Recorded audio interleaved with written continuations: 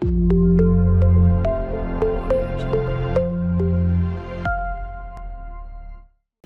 everyone, I'm P. Vijay Babu, working as Assistant Professor in Department of CSC, Vignan University. So, in last lecture, we have covered the introductory part of virtualization and the taxonomy of virtualization technique. In today's session, we are going to discuss about other types of virtualization techniques, virtualization and cloud computing, pros and cons of cloud computing. Let's see one by one.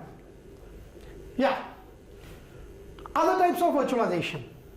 In other types of virtualization techniques, we have storage virtualization, desktop virtualization, application server virtualization, and network virtualization. Let's see one by one. Here we go. Coming to storage virtualization. This storage virtualization, multiple physical storage devices are grouped together, which then appear as a single storage device. If you see here multiple physical storage devices are grouped together to form a single device. We call it as a storage virtualization. Okay, in this provides various advantages such as homogenization of storage across storage devices of multiple capacities and speeds, reduced downtime, load balancing, and better optimization of performance and speed. Storage virtualization is nothing but partitioning your hard drive into multiple partition. This is the best example for this storage virtualization. Okay, next. Coming to the second one, desktop virtualization. Okay, so this is perhaps the most common form of virtualization for any regular IT employee. This is mainly useful for regular IT employee. Why? Because the user's desktop is stored on a remote server. Okay, so here the user's desktop is stored on a remote server, allowing the user to access his desktop from any device or any location. So this is very beneficial or useful to the software IT employee. Why? Because he can use his desktop from anywhere, from any device. So he no need to come to the office to do his work. Why? Because here the desktop is virtualized. So here his desktop is virtualized. He can view his desktop from anywhere. Okay, this is nothing but desktop virtualization. Okay, so here employees can work conveniently from the comfort of their home. So they can conveniently work from their home. Okay, and since the data transfer takes place over secure protocols and any risk of data theft is minimized.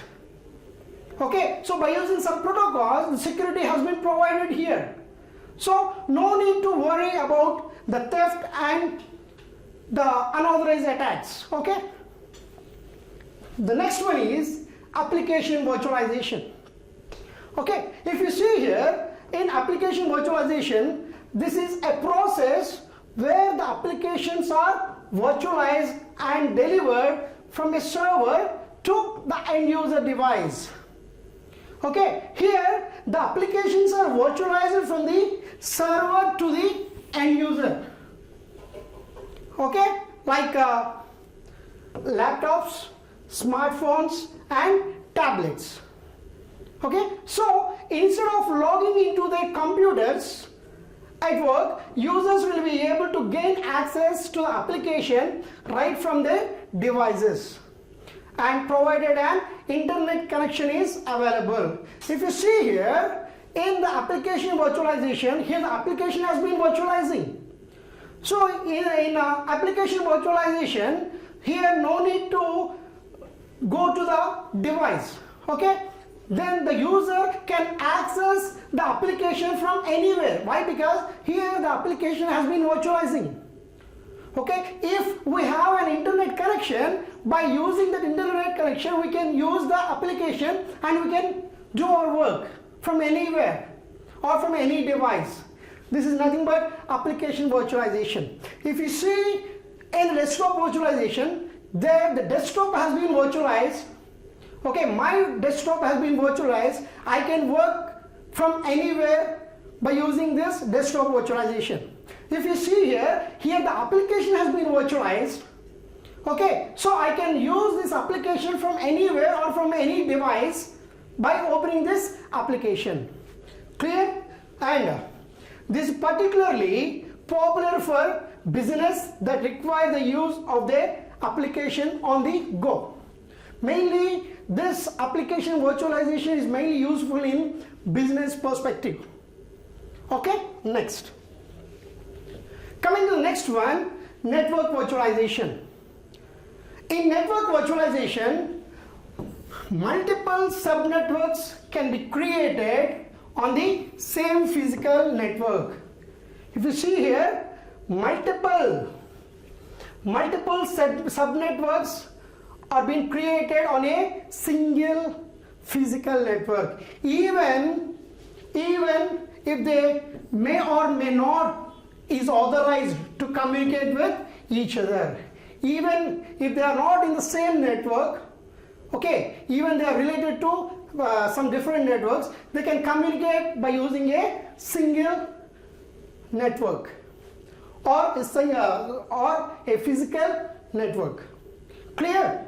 And this enables restriction of the file movement across networks and enhances security and allows better monitoring and identification of data usage, which lets the network administrator scale up the network appropriately. Here the network virtualization enables the restrictions of file movement across network. So how the applications or how the data has been exchanged in between the network. Okay, so it enables the restriction and also it enhances the security and it provides a better monitoring and identification of data, which lets the network administrator scale up to the network appropriately. Okay, next. It also increases reliability, as a disruption in one network doesn't affect the other network, and the diagnosis is easier. If you see here, it also provides increases reliability. It increases reliability. Reliability in the sense guarantee. It increases the guarantee of data transmission. Okay, even any disruption occurs, then this network virtualization provides security and it will manage.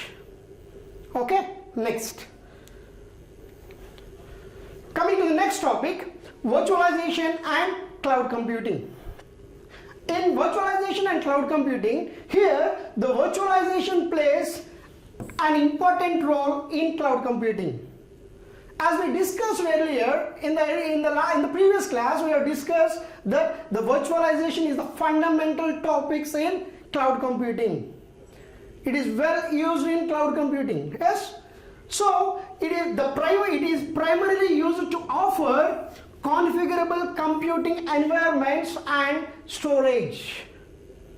Okay, and the hardware virtualization enables solutions in IaaS. IaaS is nothing but infrastructure as a service, and the programming language virtualization in PaaS. PaaS means platform as a service, and this virtualization provides consolidating, isolation and control environments. That's all about virtualization and cloud computing. The next topic, pros and cons of cloud computing. Let's see the pros of cloud computing. In pros of cloud computing, the first one is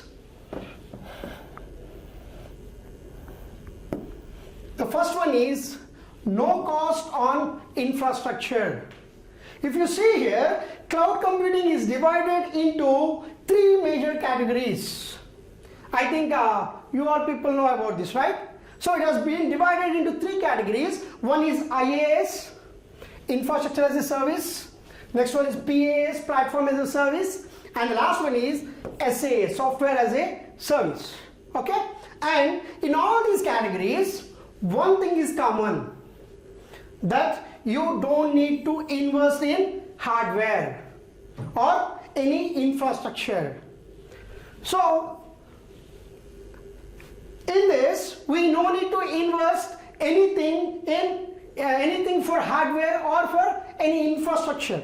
Why? Because in general, every organization has spent a lot of money they invest for their IT infrastructures.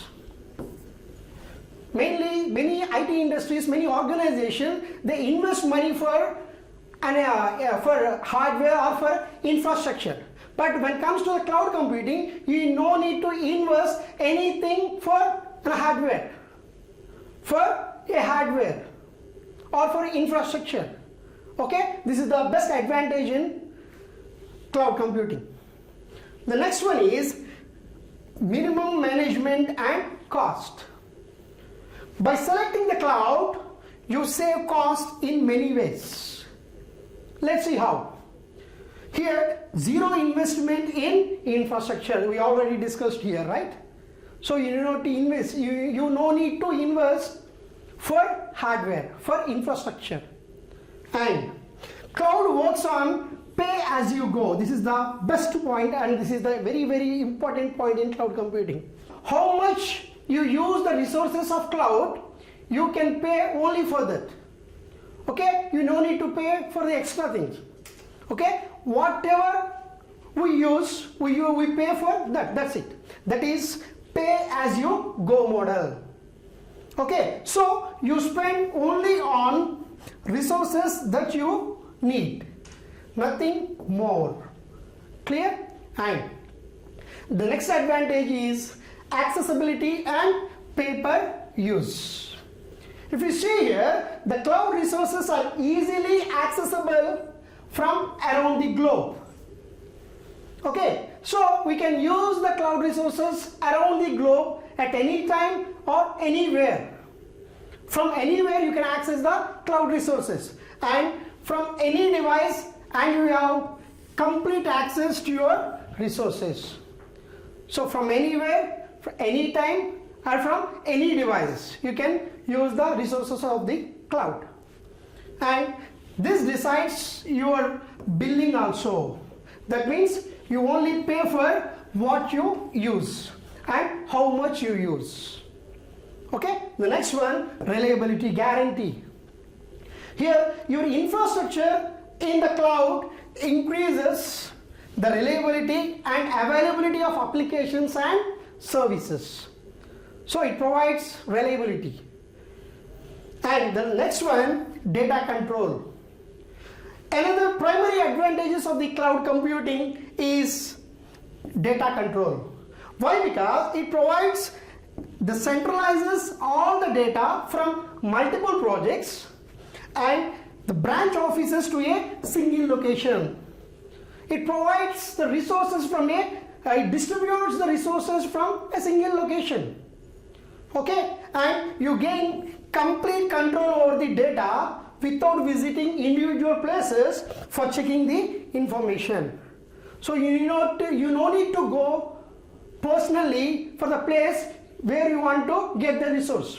Why? Because in the cloud it will be decentralized. Okay, every resource has been distributed from one place. Okay, next. The next one is data backup and recovery. The data backup and recovery. You can automatically back up all the data to the cloud on a regular basis. So here the backup will be provided by the cloud. So this helps you to recover any data in case of accidental deletion or loss, because a natural calamity or if the hard drive crashes. I think your people know about cloud, right? Nowadays we are using to store all the data in the cloud. Instead of using a physical device, we are storing the data in the cloud, right? So if you lose or if you lost any data, okay, we can get from the cloud if you store in the cloud, right? And the next advantage is huge cloud storage. Most cloud services provide a free, secure and huge storage space to store all your valuable information. So here the cloud computing provides huge storage to store your data. And automatic software updates. Here updating a system every now and then can be frustrating task for enterprises, right? So updating is a frustrating task. But the IT department needs to update the system for every individual, which not only wastes time but affects productivity. So in this situation, we need cloud. Why? Because the cloud automatically updates the software. Clear? Next, coming to cons of cloud computing. In the cons of cloud computing, the first one is requires good speed internet with good bandwidth. Okay, up to now I have discussed the pros of cloud computing. If you see the other side of cloud computing, there are some cons with the cloud computing. The first one is it requires good speed internet with good bandwidth. So to access your cloud services, you need to have good internet connection. You always need a good internet connection with good bandwidth to upload or download files to or from the cloud. Okay, so if you want to upload or if you want to download whatever you want to do, you need a good internet connection with good bandwidth. Okay, this is one of the cons with cloud computing. And the next one is limited control of infrastructure. If you see here, since you are not the owner, please look at this, you are not the owner of the infrastructure of the cloud. Am I right? Just we are using the cloud as pay-per-use basis, pay-per-use basis, pay-as-you-go basis. Am I right? So here you are not the owner for the infrastructure. Hence you don't have any control or have limited access to the cloud infra. So here you are not the owner. So you don't have any control on the infrastructure. Only you can use the infrastructure as pay-per-use basis. That's it. Next, restricted or limited flexibility. Here the cloud provides huge list of services, but consuming them comes with a lot of restrictions. Here the cloud provides many resources, but they give some restrictions. Based on the restrictions only you have to use those resources. Okay, right, that's about the cons of cloud computing. And if you see the next one, ongoing cost. Although you save your cost of spending on whole infrastructure and its management on the cloud, you need to keep paying for services as long you use them. So how much time you need to use all the resources in the cloud, you have to pay for that. Okay, but in traditional methods you only need to invest once. Yes, so in a traditional method you have to invest once. You need to buy a server, you can buy and you use your server.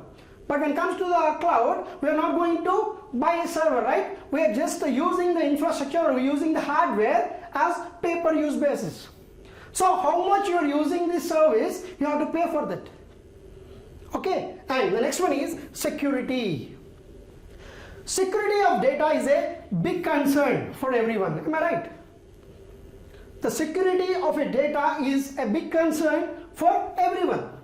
Since the public cloud utilizes the internet, your data may become vulnerable.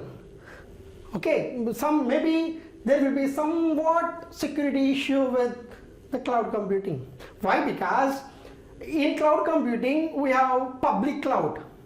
So the public cloud will be accessible by all the people, by the public. So here the security is the matter in the cloud computing. Okay, coming to the last one, technical issues. Even if you are a tech whiz, the technical issues can occur and everything can't be resolved in house. Even you are a tech whiz, okay, the technical issues may occur and you cannot solve those issues in your home. Am I right? So in this situation, to avoid the interruption, you will need to contact your service provider for support. However, not every vendor provides 24/7 support to the clients. Am I right? So to solve these problems, you have to go for the vendor to resolve your problem. Am I right? So this is one of the drawback with the cloud computing. So with this, we're concluding this virtualization topic. Thank you.